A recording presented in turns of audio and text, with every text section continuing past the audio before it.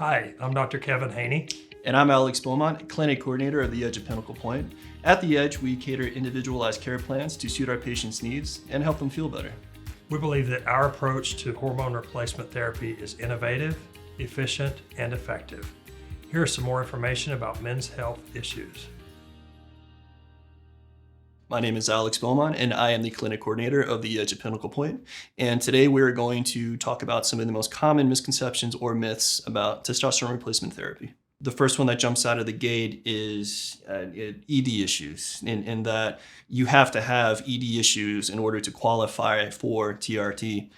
It's not the case. So another of the common misconceptions that we see about TRT is the myth about TRT and prostate cancer.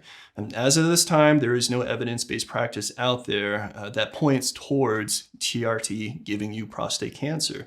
Now, with that being said, if you do have some sort of underlying or undiagnosed cancer, prostate cancer, that is growing and you start TRT, yes, it can very much be like adding fuel to the fire, and that cancerous growth will accelerate.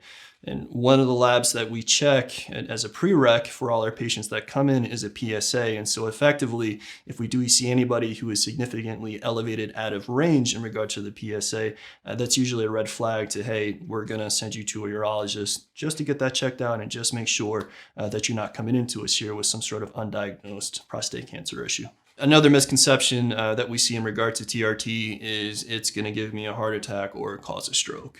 The risk of heart attack and stroke increases when you're not being monitored, because one of our body's natural tendencies when taking testosterone is to produce extra red blood cells. And everybody does it. You, me, anybody. These are one of the labs that we check routinely every single time we draw lab work, just to make sure that number isn't running away from us. And if it does, worst case scenario, and thankfully this only happens to a minority of our patients, we just send them to take a unit of blood off. We bring those blood counts down a little bit and your blood isn't so thick anymore. And another common misconception that we see when it comes to TRT is, hey, I'm just going to do this for about 6 months. I'm going to feel better. And then that's it. I'm going to kind of cancel it off because I'm cured. Unfortunately, this is an indefinite process. There is, as of this time, no fix. There's no cure.